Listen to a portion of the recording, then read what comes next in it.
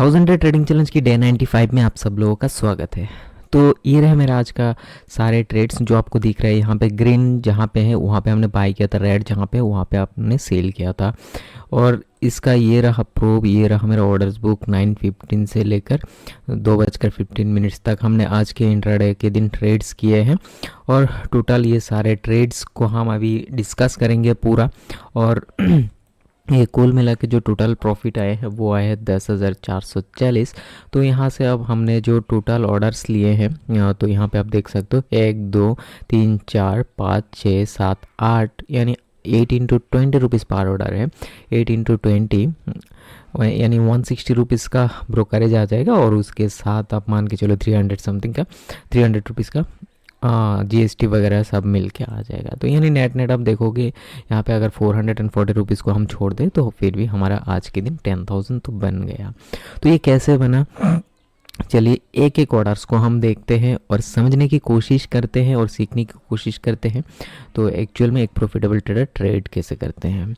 तो आपको पता है कि लास्ट डे का वीडियो अगर आपने देखा है तो हमने एक कॉल एंड एक पुट होल्ड करके गए थे जिसमें 25,600 की कॉल एक लॉट और 25,800 की कॉल, सॉरी 25,600 की पुट एक लॉट एंड 25,800 की कॉल एक लॉट। तो जिसमें हमें क्या हुआ है, जिसमें खुलते ही हमने इन दोनों को एग्जिट कर दिया है। तो यहाँ पे आप ऑर्डर्स बुक आप यहाँ पे देख सकते हो। लगभग 9:15 में हमने पहले पुट को हटा दिया क्योंकि मार्केट गैप अप ओपन हुआ है। तो गैप अप ओपन होते ही हमने पहले डिसाइड किया कि इसको एग्ज़िट करेंगे। तो इसको हमने एग्ज़िट किया 4.85 रुपीज़ में, यानी जिसमें हमें घाटा हो गया। और 25,800 की कॉल 9:15 में हमने इसको एग्ज़िट किया 143 रुपीज़ में। तो अगर आप नेट देखोगे इसमें ये जो होल्डिंग था तो 25,000 जो 800 की कॉल है तो ये है तो ये फाइनल क्लोजिंग तो 43 रुपीज़ में दिया बट हमने 143 में एग्जिट कर दिया। तो जिसमें 7,155 रुपीज़ का प्रॉफिट आया और 25,600 की पुट में आया है 4,740 की लॉस। तो नेट यहाँ पे आप प्लस माइनस करोगे तो 9:15 जैसे हमने क्लोज़ किया 2,400 की प्रॉफिट में हमारा क्लोज़ हुआ है। तो ये देखो, अगर आप देखोगे यहाँ पे लगभग यहाँ पे 143 में, अगर यहाँ पे चार्ट में आप जाओगे तो लगभग यहाँ पे जब ये फर्स्ट कैंडल ये ब्रेक दिया तो लगभग यहाँ पे आप देख सकते हो 25,800 का लगभग यहाँ पे हमने एग्जिट किया। तो जो एरो दिख रहा है वो यहाँ पे एग्जिट किया, तभी यहाँ पे एरो दिखा रहा है।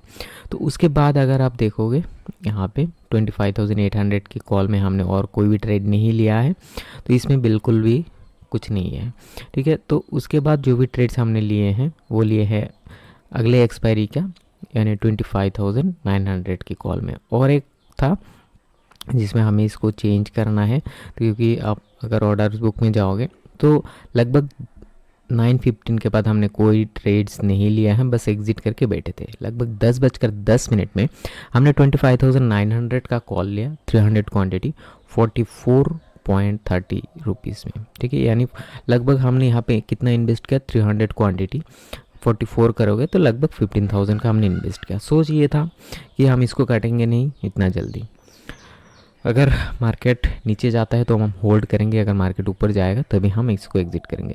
तो लगभग हम खरीदने के बाद अगर आप देखोगे ये एक बार ऊपर गया था तब हमें इसमें लगभग 3,000 का प्रॉफिट दिखा रहा था, बट हमने इसमें कुछ नहीं किया। फिर ये नीचे आ गया तो इसका प्राइस अगर आप देखोगे 25,900 की कॉल, 25,900 की कॉल अगर हम इसमें लगाएंगे एक्सपायरी का, तो यहाँ देख सकते हो आप, यहाँ पे लगभग यहाँ पे हमने बाई किया था 36 में, फिर ये 50 तक गया, फिर सॉरी भाई 46 में हमने बाई किया, फिर ये 53 गया, फिर ये नीचे आया 17 रुपीज़ तक आया। तो जब 17 रुपीज़ आ गया तब बस मैं वेट कर रहा था एक बाउंस बैक आएगा तो हम यहाँ से एग्जिट कर देंगे। ये 25,900 की कॉल तो हमारा बाइंग था, उसमें तो चल रहा था। लगभग 11:47 में क्योंकि हमने देखा था कि मार्केट लगभग यहाँ पे है नीचे 11:47 में अगर मार्केट को देखोगे तो यहाँ पे मार्केट चल रहा था 827 और 800 में अच्छा खासा पुट ट्रेडिंग था। तो 800 को मार्केट ब्रेक नहीं करने वाला था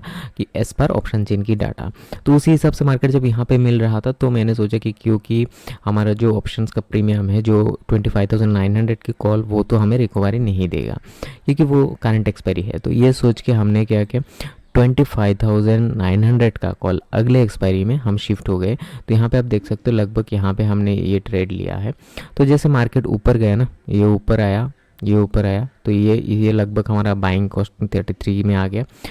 10 पॉइंट का नुकसान हुआ, इसमें 3,000 का नुकसान हुआ, बट इसमें हमें आ गया अच्छा खासा प्रॉफिट।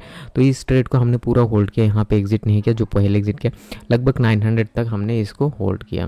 तो फिर होल्ड करने के बाद ये आया इधर टॉप में 173 में, और दोनों में उस पहले इसको काटा 12:58 में, फिर 1:05 में 25,900 कॉल जो अगले एक्सपायरी का है, मंथली एक्सपायरी का है, तो उसको एग्जिट किया लगभग 174 रुपीज़ पे। तो फिर हमने डिसाइड किया कि अब बस यही है कि मार्केट को नीचे मिलेगा, फिर से हम कॉल में एंट्री करेंगे। तो वही क्या 1:50 में अगर आप मार्केट को देखोगे तो लगभग यहाँ पे आ गया था, ठीक है। तो 1:50 में लगभग यहाँ पे आ गया था 846 में। तो अब 850 में पुट राइटिंग था, तो उस हिसाब से, और अगर यहाँ पे देखोगे सपोर्ट जोन है तो वो देखते हुए हमने यहाँ पे ट्रेड लिया। फिर मार्केट जैसे बाउंस दिया एक, तो हमने 10 पॉइंट लेके यहाँ से एग्जिट कर गया। तो लगभग यहाँ से एंट्री, यहाँ पे एग्जिट। तो फिर से वही था कि और एक बार नीचे मिलेगा तो फिर से हम एंट्री करेंगे, ठीक है। तो लगभग तो भाई उसके बाद हमने कोई एंट्री नहीं किया। 2:15 में हमने ट्रेड एग्जिट किया, क्योंकि उसके बाद अगर देखोगे तो टाइम थोड़ा सा ज़्यादा लगा दिया मार्केट ने। तो लगभग यहाँ पे और एक एंट्री कर सकते थे 800 में जब मार्केट आया था, लेकिन लगभग 3 बज गए थे तब, 2:45 हो चुके थे, तो इसलिए हमने इस ट्रेड को अवॉइड किया। नहीं तो अगर यहाँ पे भी अगर हम यहाँ पे ट्रेड ले लेते तो 130 में लेके 145 अराउंड हम एग्जिट कर सकते थे, तो यहाँ पे और लगभग 5,000 मिल जाता। तो चलो ठीक है, जो भी है डिसिप्लिन के साथ मिला है। तो अगर हम डिसिप्लिन के साथ रहेंगे, मार्केट के साथ रहेंगे, मार्केट के अगेंस्ट नहीं जाएंगे, तो मार्केट हमें रिवॉर्ड तो ज़रूर देगा। तो यहाँ पे काल का व्यू अगर देखोगे मार्केट में यहाँ पे, तो लगभग देखो यहाँ पे जैसे हमने परसों होल्ड किए थे, आज होल्ड नहीं किया। इसलिए होल्ड नहीं किया क्योंकि कल ऐसा था कि कुछ ना कुछ होने वाला था न्यूज़ के हिसाब से। 200 पॉइंट गैप अप या गैप डाउन हमें पता नहीं था, गैप अप हुआ है, तो उस हिसाब से हमें कॉल में प्रॉफिट हो गया, पुट में लॉस हो गया, लेकिन पुट से ज़्यादा कॉल में प्रॉफिट हो गया। तो आज बिल्कुल साइडवेज मार्केट क्लोज़ किया है।